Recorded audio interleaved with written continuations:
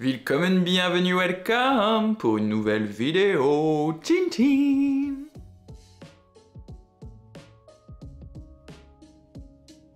On se retrouve pour une petite vidéo, un peu plus courte qu'à l'accoutumée je pense. Je suis tombé sur la vidéo de Sous le ciel, qui est une superbe lectrice québécoise que je suis assidûment depuis quelques semaines, voire quelques mois. On a des goûts pas forcément similaires, elle lit un peu de tout, c'est ça qui est bien, c'est comme moi, je m'y retrouve sur sa chaîne car elle est quand même très éclectique dans ses lectures, donc moi j'adore, je peux découvrir plein de choses différentes. Et elle a publié une vidéo il y a 2 jours, c'est pour vous dire à quel point j'ai adoré cette vidéo, parce qu'elle me trotte en tête depuis et j'ai trop envie de la refaire. En gros, elle tire un numéro au hasard qui va lui donner un de ses livres lus dans sa bibliothèque Goodreads et elle essaye d'en faire le résumé à la volée pour savoir si elle arrive à se souvenir de ses livres. Et c'est quand même une question qu'on me pose régulièrement moi aussi, genre est-ce que tu arrives à te souvenir de tout ce que tu lis? La réponse est bien évidemment non, surtout que j'ai une bien piètre mémoire, parfois même quand je fais le point lecture, au bout d'un mois j'ai déjà oublié le bouquin. J'ai réussi à exporter sur Excel toutes mes lectures qui sont sur Goodreads et sur Livre Addict, car j'étais sur Livre Addict avant, mais j'ai migré en cours d'année dernière je crois sur Goodreads. J'ai donc réuni les deux sur un fichier Excel. Je crois que Livre Addict j'ai dû commencer en 2018 ou 2017. J'avais avant ça un compte Babelio, mais sur lequel je n'arrive pas à récupérer mes identifiants et tout ça, donc voilà. Rien que sur Goodreads et Livre Addict, ça me fait déjà 809 lectures, donc je pense que je ne me rappelle pas de tout ça. Donc pour commencer, je vais demander à mon intelligence artificielle domestique de me donner un livre entre 1 et 809, j'ai dit. Et j'essaye de vous en faire le résumé. Alors, je n'aurai absolument pas les prénoms des personnages, ça c'est sûr. On essaye d'en faire le résumé et comme ça me permet aussi de vous parler peut-être de livres que j'ai lus il y a très longtemps, car j'ai eu ma chaîne qu'il y a de ça que 2 ans, 3 ans. On va fêter en février les 3 ans de la chaîne. Putain, 3 ans, c'est ouf, ça passe hyper vite. Alexa, donne-moi un chiffre entre 1 et 809. Voici un chiffre entre 1 et 809, c'est le 121. Le 121. Alors, le 121. Ouf, je suis trop excité, j'ai trop envie de faire cette vidéo, ça m'excite de ouf. Dans la forêt de Jean Egeland, publié chez Gallmeister. C'est l'histoire de 2 sœurs dans la forêt. Je crois que c'est la fin du monde. Elles survivent tant bien que mal les deux. Et après, je sais même pas ce qui est du spoil et ce qui n'est pas du spoil. C'est ça qui est compliqué vu que j'ai pas le résumé sous les yeux. C'est du post-apocalyptique. Je crois qu'il va être question de maternité. Je me demande s'il n'y a pas une question de... avec les liens filiaux, etc. Je crois que j'avais plutôt bien aimé à l'époque. Et pour autant, il m'en reste pas grand chose. C'est compliqué dès la première. Mais je sais que oui, c'est 2 sœurs, c'est la fin du monde. Et voilà, c'est très léger, mais je pourrais pas vous donner plus d'infos. Je crois qu'il y a une scène avec une biche.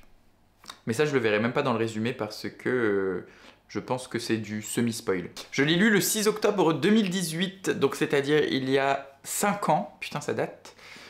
Et je crois que je n'ai pas fait de review.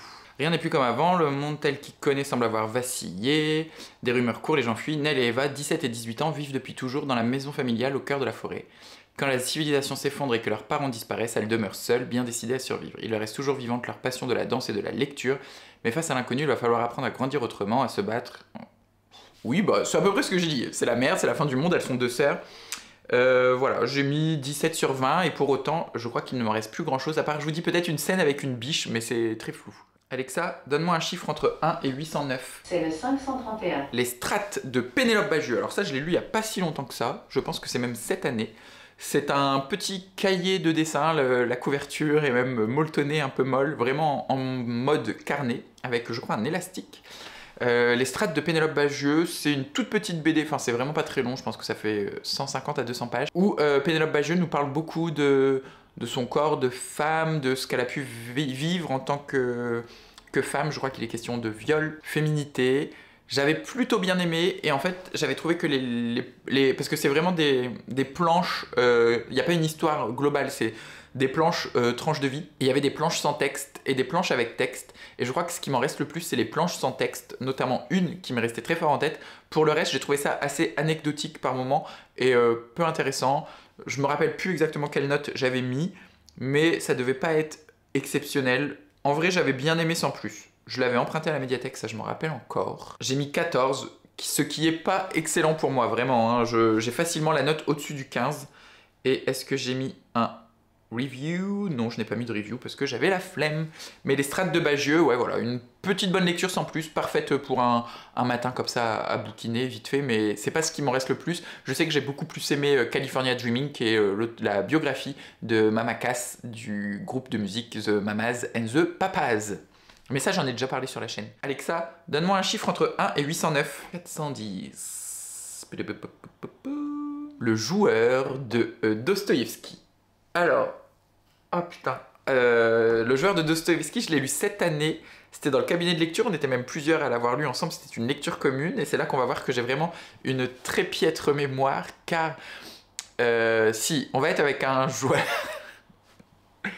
on va être avec en fait un groupe de personnages, je pense fin du XXe siècle, qui évolue dans une ville balnéaire, une station balnéaire, dans laquelle il y a un casino. Et ce groupe va tourner autour d'une comtesse, il me semble. Et il va y avoir le joueur, dont je ne me rappelle plus le prénom, qui fait partie de cette espèce de cour de la comtesse, dont il me semble il va être amoureux. Ou alors c'est quelqu'un d'autre qui va être amoureux de la comtesse. Mais lui, il sera aussi amoureux. Ou il y a une autre femme dans le groupe et lui, il est amoureux de l'autre femme, peut-être. Bref, en tout cas, c'est des gens qui jouent au casino pendant 250 pages, mais c'était très bien, j'ai adoré, vraiment c'était une excellente lecture, je me rappelle que j'avais beaucoup aimé, que je me faisais tout un monde de la littérature russe, de Dostoïevski, entre-temps, non, Anna Karénine c'est Tolstoï, mais voilà, j'ai rien lu d'autre entre-temps de Dostoïevski, mais je m'étais dit, ouais en fait ça va, c'est assez fluide à lire, c'était pas... Après c'était une traduction qui était assez récente chez Babel, mais voilà, on suit ce petit groupe autour de cette comtesse ou de cette dame de la cour, je ne sais plus exactement. Je crois que ça se passe en Allemagne, dans une ville balnéaire en Allemagne. Et ils jouent au casino, il y a des histoires d'amour, des histoires de cour et d'intrigue, et ça se lit très bien et c'est très fluide. Alexis joue d'abord pour gagner, puis pour étonner, enfin pour espérer. Il n'a pas misé seulement de l'argent, mais sa vie elle-même. Ce récit suit comme une ombre la vie de Dostoïevski, de Moscou à Baden-Baden, où il se ruina au jeu. Je sais plus si ça se passe à Baden-Baden, mais c'est pas impossible parce que j'ai un souvenir que c'était en Allemagne. Il y a une autre malédiction dans la vie du joueur, une femme bourreau, Pauline, la belle-sœur du général, qu'il sert comme précepteur. Ah voilà, alors je sais pas si c'est cette bonne femme. Non, c'est le général, voilà, c'est pas une comtesse, c'est un général qui est dans la ville. J'y étais à peu près. Mais en même temps, pour un livre que j'ai lu cette année, c'est quand même faible. Alexa, donne-moi un chiffre entre 1 et 809. C'est le 483. Les contes suspendus, Capitale du Nord, Capitale du Sud, ça c'est le tome 3, je l'ai lu il y a 6 mois, c'était au mois d'avril. J'ai beaucoup aimé, c'est la conclusion de Capitale du Sud. Je vous en reparle pas, on va prendre un autre chiffre parce que en plus c'est un tome 3 donc je peux pas trop vous dire ce qui se passe. Mais je me rappelle très bien. L'intrigue est délocalisée par rapport aux 2 premiers tomes, ça se passe dans un autre endroit que la Capitale du Sud pour le coup. Et c'était hyper intéressant, c'était une belle conclusion, j'ai beaucoup aimé, on en apprend un peu plus sur la magie qui reste toujours très douce dans les 3 tomes, et là elle est un peu plus développée dans ce 3e tome. C'était une excellente lecture, et il me tarde d'ailleurs de lire le tome 6, en gros le tome 3 de Capitale du Nord, L'armée fantoche, que je n'ai pas encore lu, ni même acheté. Alexa, donne-moi un chiffre entre 1 et 809. C'est le 333. 333, c'est à moitié démoniaque. La nuit des temps. Alors là, je ne sais même pas, parce qu'en plus, vu que j'ai dû supprimer des doublons, la case des auteurs n'est plus en face de la case des titres parce que j'ai pas réussi à supprimer les doublons, enfin bref. Donc je ne sais même pas c'est qui a écrit ça. Je vais devoir aller sur Livre Addict pour voir c'est quoi La Nuit des Temps. Barjavel peut-être. Si c'est ça, c'est très très vieux. Oui, c'est René Barjavel, effectivement. Ce qui est bizarre, c'est que je n'ai même pas mis de note sur Livre Addict. Donc c'est quand je devais répertorier les livres dans ma bibliothèque. La Nuit des Temps de Barjavel. Alors je crois qu'on est avec un couple dans l'espace. C'est genre dans le futur, la Terre a un peu périclité, on vit dans l'espace. On est avec un couple dans une espèce de maison dans lequel genre les repas arrivent tout près, tout se passe un peu de façon automatique. J'ai l'image d'un espèce de salon des années 50-60, mais à l'intérieur d'un vaisseau spatial, un peu comme on imaginait la science-fiction il y a encore 30-40 ans, 50-60 ans même. Plutôt 60 ans, oui, d'ailleurs. Et ce couple, je ne sais plus ce qui leur arrive. Je pense que c'est la fin même de cette civilisation spatiale. Je me demande s'il n'est pas question d'une rose, d'une fleur, à faire pousser. Ah, peut-être qu'ils ont un jardin, ou enfin un espèce de truc dans lequel ils font pousser des plantes. En tout cas, j'en ai pas un excellent souvenir. Je crois me rappeler que c'était très daté. Alors là, je lis le résumé de La Nuit des Temps, c'est absolument pas ce que je vous ai raconté. Il est question d'une mission dans le Grand Blanc de l'Antarctique, etc.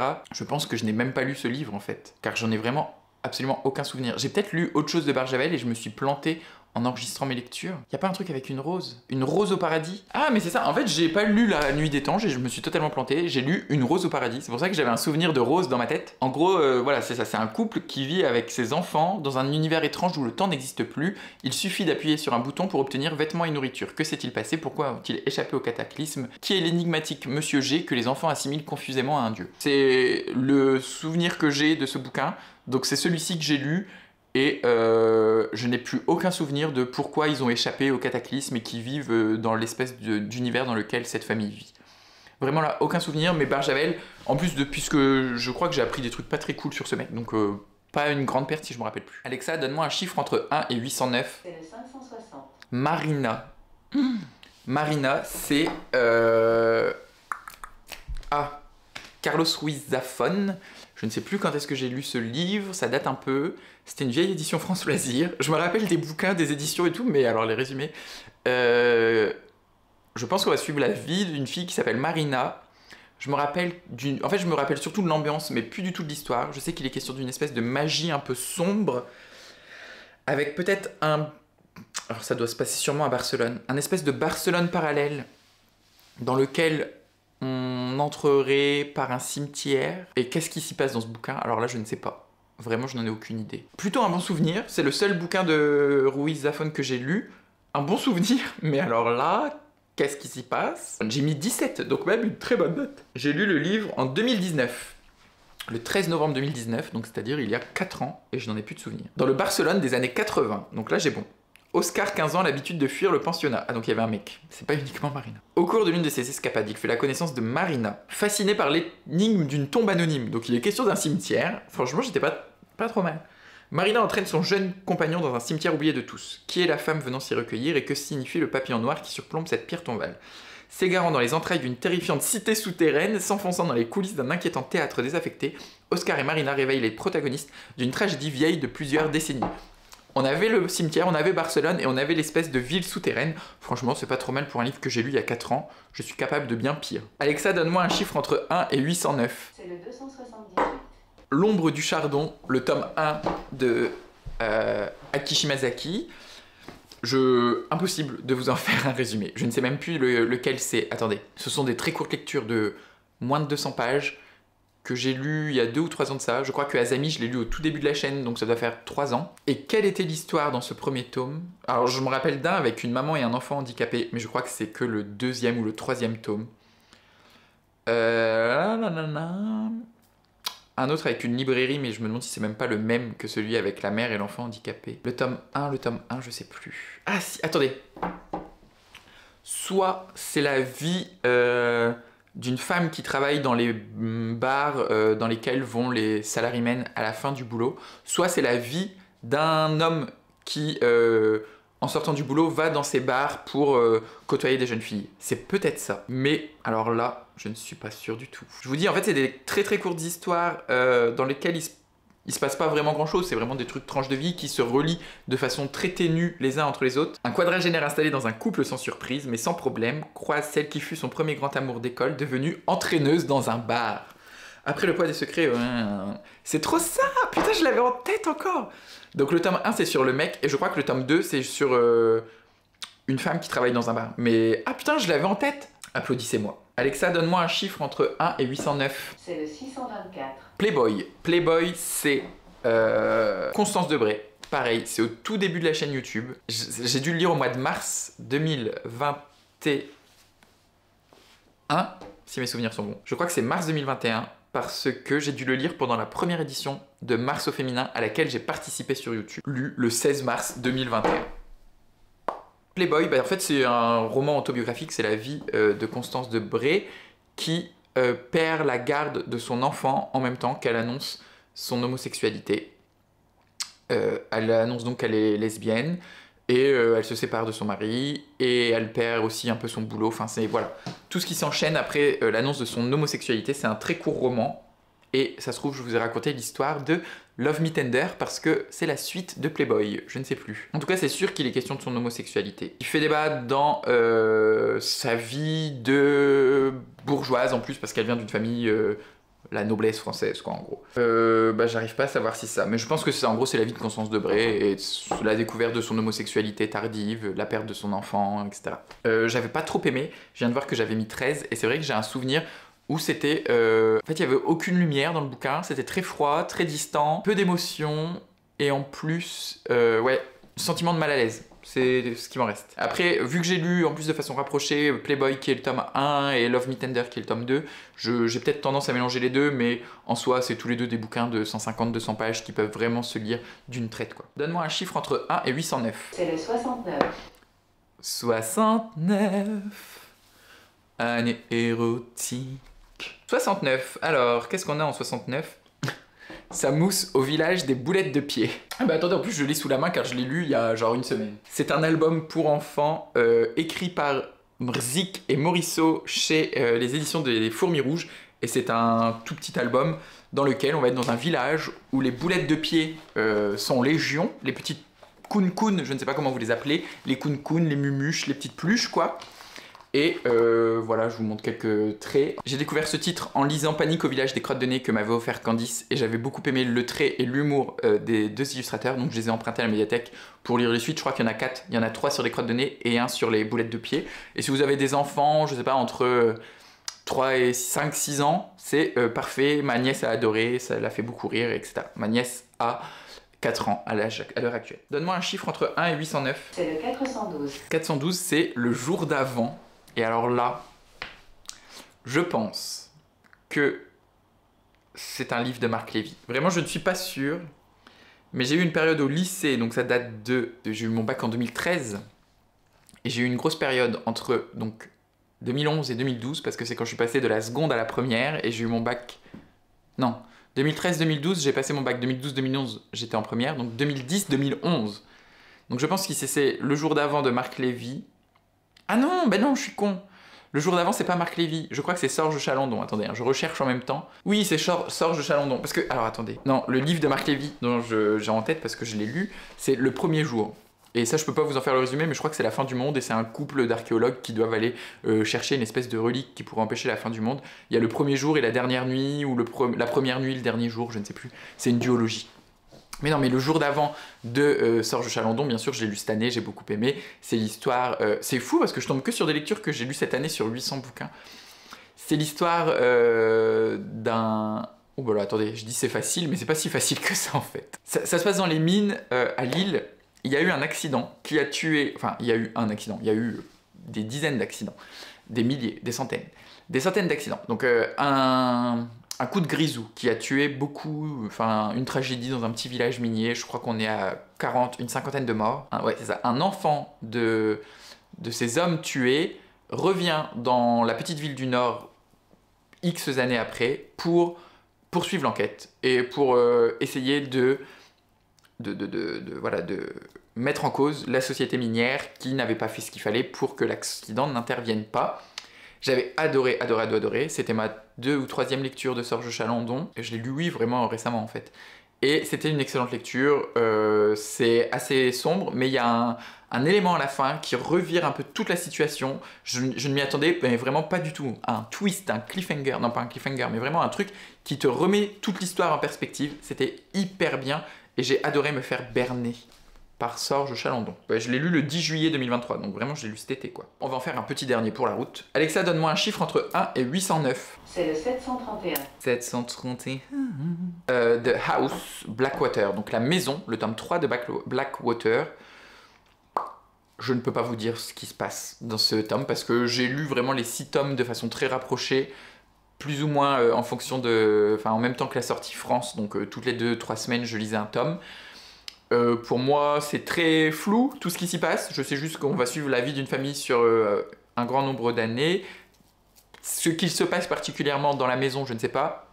Je ne sais plus. Je me rappelle juste qu'on est vraiment dans cette bâtisse des Casquets, cette grosse maison qui fait un peu peur, construite en bois, dans un village marécageux avec une grande rivière, etc.